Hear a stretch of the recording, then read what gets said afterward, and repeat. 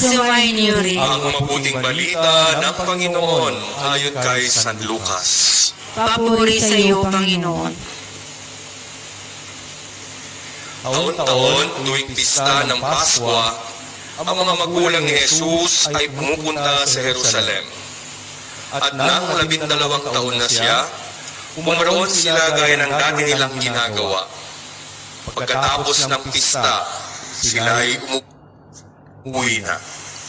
Nagpaiwan si Jesus sa Jerusalem, ngunit hindi ito napansin ng kanyang mga magulang. Sa pag-aakala ng isa na si Jesus ay kasama ng isa, nagpatuloy sila sa maghapong paglalakbay. Nang malaman nilang hindi siya kasama, siya ay hinanap nila sa kanilang mga kamag-anak at kakilala. Hindi nila siya matagpuan, kaya't bumalik sila sa Jerusalem upang doon hanapin. At nang ikatlong araw, natagpuan nila si Jesus sa loob ng templo, nakaupong kasama ng mga guro. Nakikinig siya sa kanila at nagtatanong, at ang lahat ng nakarinig sa kanya ay namangha sa kanyang katalinuhan. Nagtaka rin ang kanyang mga magulang nang siya ay makita. Sinabi ng kanyang ina, "Anak, bakit naman ganyan ang ginawa mo sa amin? Balisang-balisa na kami ng iyong ama sa paghahanap sa iyo." Sumagot siya, "Bakit po ninyo ako hinahanap? Hindi ba ninyo alam na ako'y dapat na nasa bahay ng aking ama?" Ngunit hindi nila naunawaan ang pananalitang ito. Siya ay umuwing kasama nila sa Nazaret at naging masunuring anak. Ang lahat ng bagay na ito ay iniingatan ng kanyang ina sa kanyang puso. Patuloy na lumaki si Jesus. Umunlad ang kanyang karunungan at lalong kinalugdan ng Diyos at ng mga tao. Ang mabuting balita ng Panginoon. Pinupuri ka namin, Panginoong Jesucristo. Magsiupo po ang lahat para sa homilia.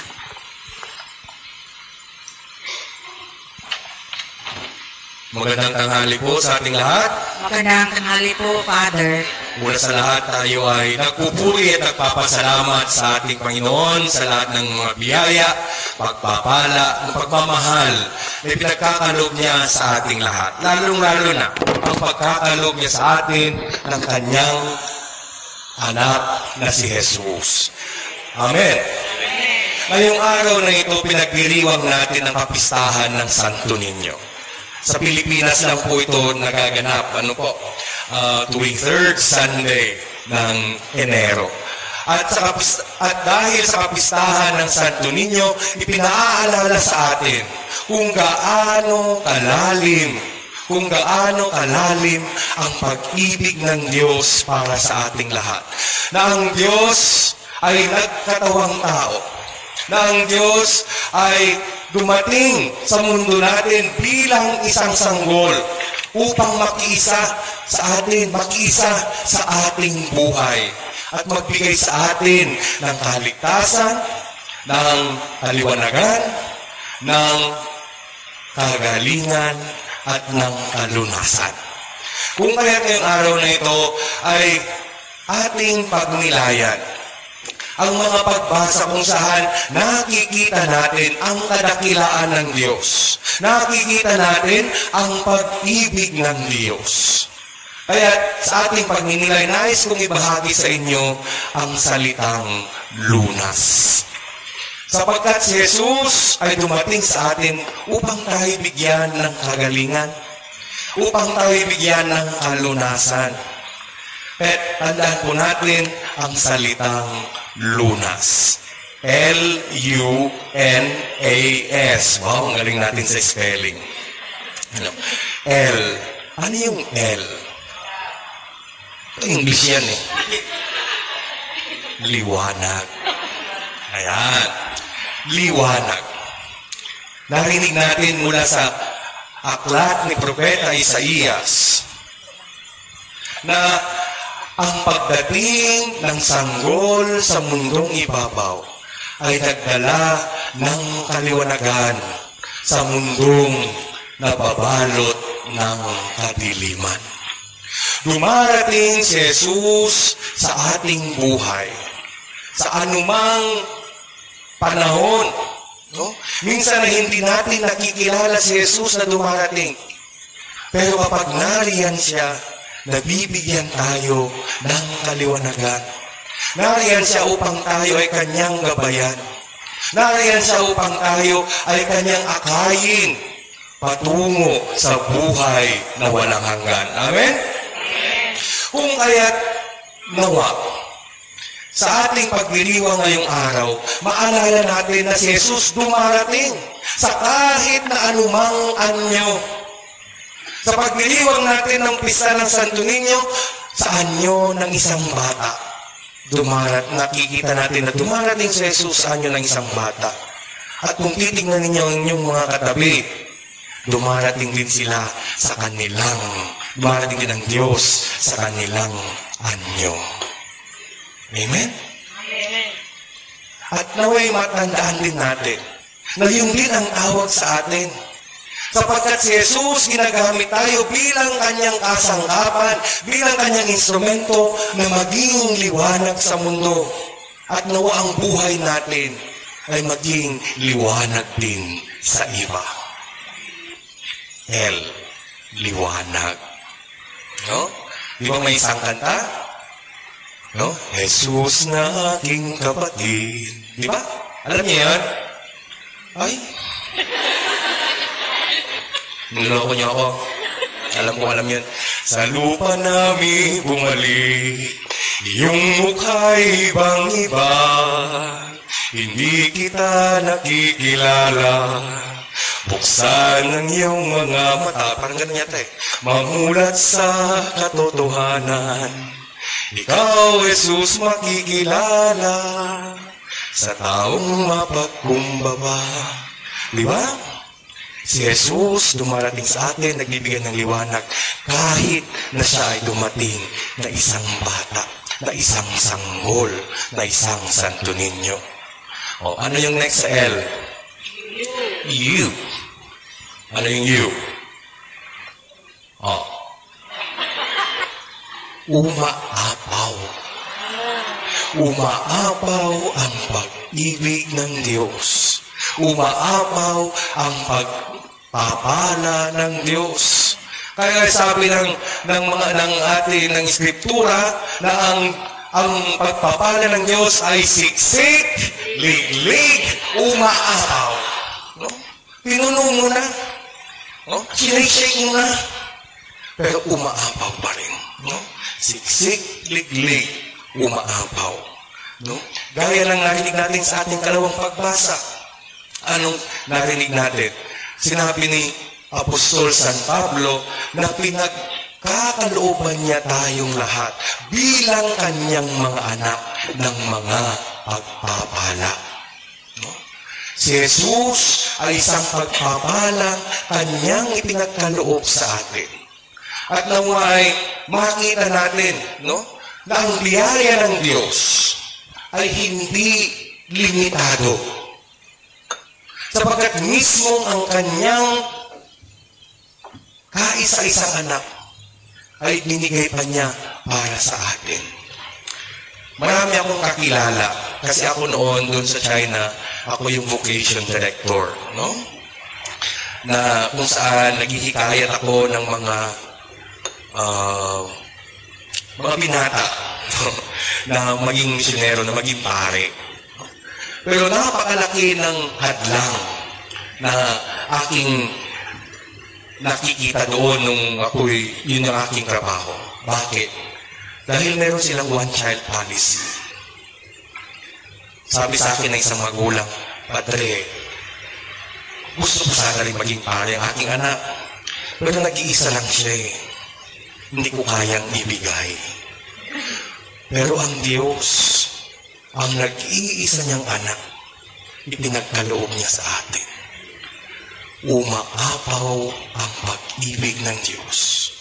umaapaw ang pagpapala ng Diyos at ibinibigay ng Diyos ang higit pa sa ating pangangailangan.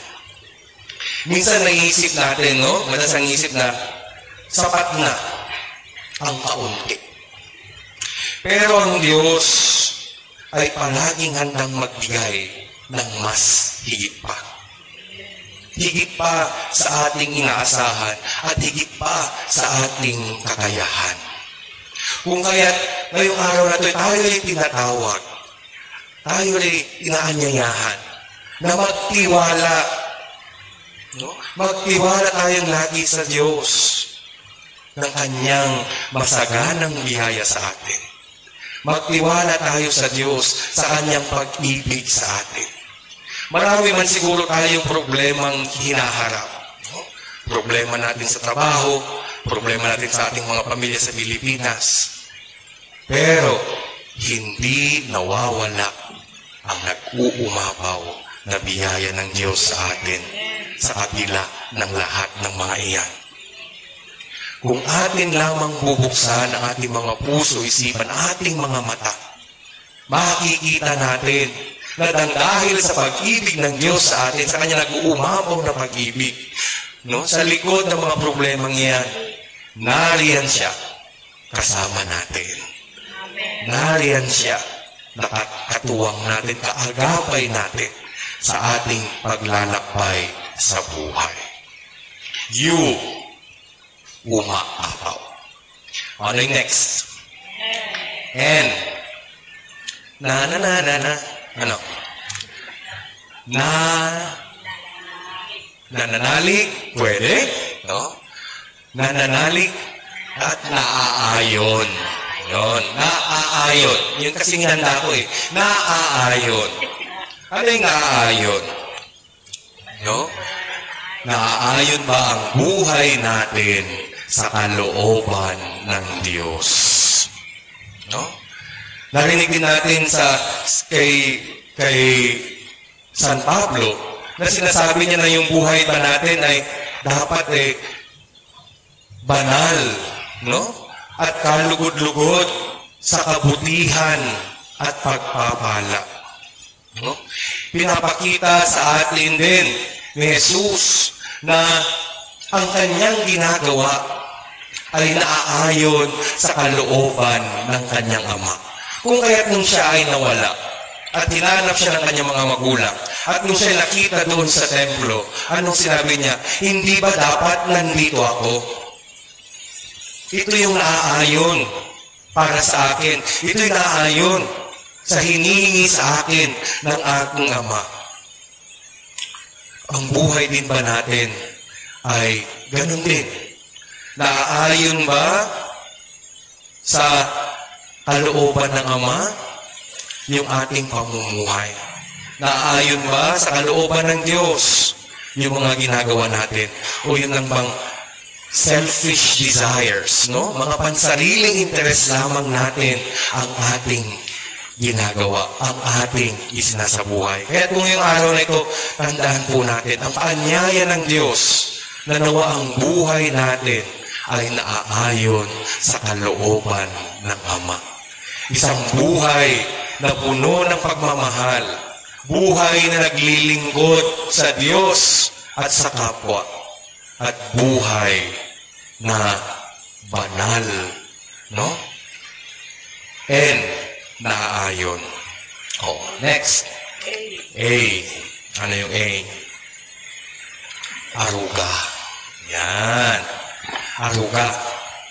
Di ba narinig natin doon sa Ebanghelyo kung gaano natakot si Maria sa pagkawala ng kanyang anak? No? Nandun ang kanyang pag-aaruga. Nandun yung kanyang pagmamahal. Pinapakita niya sa atin, no? Ni Maria, no? Ang pagmamahal ng isang ina. Di ba ganun din kayo? Di ba maraming mga ina dito sa inyo, ano? No? Na minsan, no, pag hindi natin, wala naman akong anak, kaya hindi ko alam. Pero minsan, yung mga magulang, no? Minsan, kapag may may konting problema, may konting gusot sa pamilya, nung may problema ang anak, no? Tayo'y natatakot para sa kanila. Tayo'y nag-aalala, no? Kasi ganun tayo mag-aruga, ganun tayo magmahal. Magkukwento ako. Nung ako ay grade 1 pa. Wow. 10 years ago. Nung ako ay grade 1 pa, yung school kung saan ako nag-aaral, mga 8 kilometers mula doon sa bahay namin. No? So, sasakay ako ng jeep. No? Taga-probinsya ako no? Alam niyo naman, di ba? Sa LA. So, mula sa bayan namin sa LA, sasakay pa ng jeep hanggang sa boundary sa may Ilocos Sur, no? Sa Tagudin. No? Sino yung mga taga-Tagudin dito? No? Sa SAS. No? Sa SAS, sa Tagudin. No? Doon ako nag-aaral ng elementary. So, alam niyo naman nung mga, ewan ko sa inyo kung nung lumalaki tayo, yung mga magulang namin, kasi yung bahay namin, nasa tapat lang ng kalsada, sasakay na lang ng jeep doon, hinahayaan na lang kami ngayon, wala na, hatid sundo na lahat, hanggang nag-college na yung tao, hatid sundo pa rin, no? Pero nung kami, kinder, no? Kinder pa lang, pagpapasok ng school, bahala ka sa buhay mo, no? Bigyan ka lang ng pamasahe, bahala kang mag-budget sa baon mo, kung kung naubos mo yung baon mo, ay problema mo yung pauwi. Kasi wala ka ng pamasahe. No? Gagawin mo, tatayo ka na sa jeep. Kahit walang nakaupo, nakatayo ka pa rin. Parang tanga lang. No? Pero ganun. So anyway, nung grade 1 ako, natapos yung klase alas 4 ng hapon.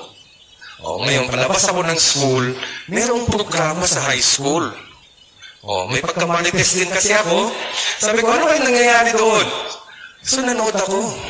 No? At yung batang Andre na yon, nawili sa pinanood hanggang nagdilim na.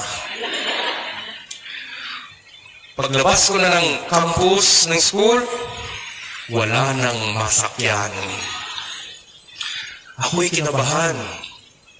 Kaya anong ginawa ko? Maglalakad na ako pa uwi. 8 kilometro mga kapatid. No? So ako'y naglakad sa gitna ng dilim. Sa gitna ng dilim. No? Sa gitna ng dilim, naglalakad akong ganyan.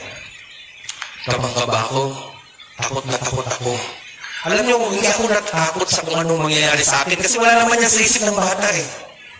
Anong kinakatakutan ko? Mapapalo pagdating ng bahay. Correct? No? Ha? Mapapalo ako pagdating ng bahay. Yung kurot pa naman ng nanay ko, ano? Yung kuko niya, tumatagos sa sa balat, no? Ganun kasakit.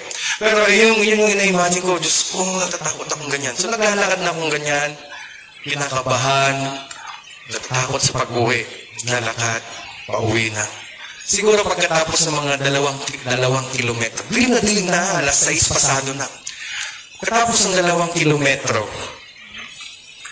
may nasalubong akong sasakyan. No? Sabi ko, parang sasakyan ng atay ko yun. Pero kabado pa rin ako. Kabado pa rin ako na takot na takot. No? Sasakyan. Paglampas sa sasakyan na yan, sasakyan na ng tatay ko. Anong sinigaw ko?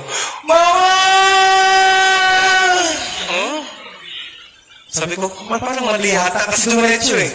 Tapos nag-U-turn. No? Ito naman tatay ko, hindi pa tinigil sa tapat ko yung sasakyan. Malayo-layo pa.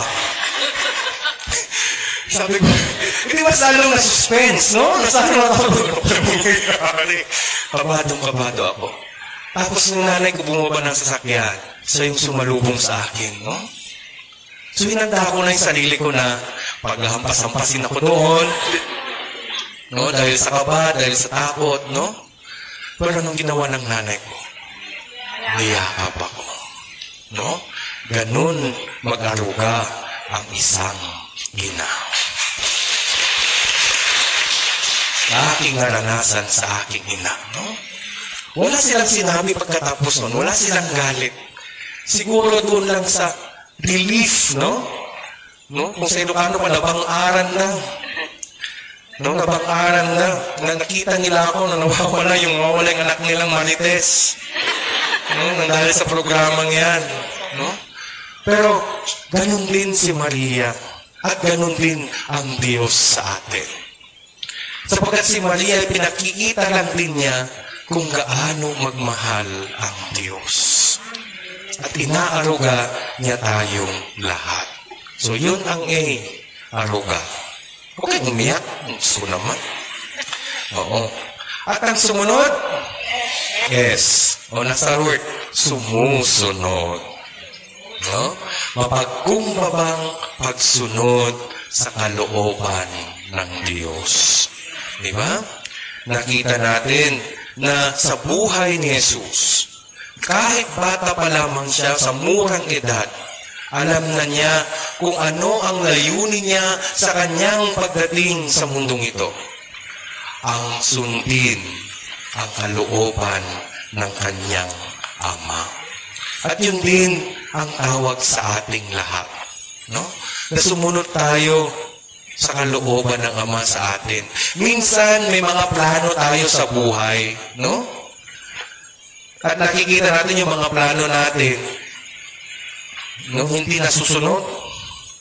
So, nagagalit tayo sa Diyos. Biniblame natin ang Diyos. Bakit naman, Lord, ganun? Mabait naman ako sa iyo. Araw-araw akong nagsasamba. No? Lagi akong nagsisimba. Nagdadasal na ako ng rosaryo palagi. Pero bakit ganun? Tandaan nawa natin na ang plano ng Diyos sa ating buhay, ang kalooban ng Diyos sa ating buhay ay laging perpekto. Sa mata ng Diyos, perpekto yan. Kung meron man tayong problema, nawa ay makita natin yan. Nasaan ang plano ng Diyos dyan? Siguro pinagtitibay niya ang aking loob sa mga darating pang panahon. Kapag meron tayong mga suliranin sa buhay na nakikita, anong plano ng Diyos para sa atin dyan? Siguro pinaalala ng Diyos na sa kabila ng lahat ng ito, ay kasama ko pa rin siya. No, sa panahon naman na masaya tayo, anong plano ng Diyos para sa atin? Siguro ang plano ng Diyos, pinadaraman niya, no, na ang buhay ay dapat masaya. Sapagat ang buhay ng Kristiyano ay masayang tunay. Yan. Yun ang kalooban ng Diyos para sa ating lahat. Kung kaya sinasabi ni, yung unang sinulat ni Pope Francis na apostolic exhortation niya, ano sabi niya? The joy of the gospel. Na tayong lahat na naka-witness, nakasaksi sa Diyos sa ating buhay, ay masaya dapat. At ating binabahagi ang kaligayahan na ito, yun ang kalooban ng Diyos para sa atin. Yun ang handog ng sanggol na si Jesus. Kung kaya nung dumating siya, di ba ang saya-saya ng Pasko? Masaya ang Pasko dahil kagalakan ang dala ng sanggol. Oh. Kaya tandaan po natin ang lunas sa ating buhay. L, U, N, A, at S, sumusunod. Tandaan po nawa natin ang lahat ng yan, ang lunas.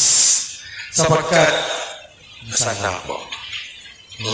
Sa bawat hakbang ng ating buhay, tayo ay kanyang tinatawag na magtiwala sa kanya, na magpakumbaba, at magbukas sa ating mga puso sa kanyang mga biyaya.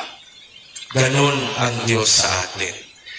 Binibigyan niya tayo ng lunas, isang buhay na puno ng kaligayahan, kagalingan, puno ng mga pagpapala. Kung kaya mga kapatid, marami na akong sinabi. Pero naway sa bawat aspeto ng ating buhay, ay mapanibago nawa natin ang ating pananampalataya. No? Sa tulong ng sanggol na si Jesus, na tayo'y sumunod sa Diyos upang ating mga buhay ay tunay na maging saksi sa kanyang kadakilaan, sa kanyang pagmamahal, pag-aaruga, at sa kanyang kalunasan. Amen. Amen.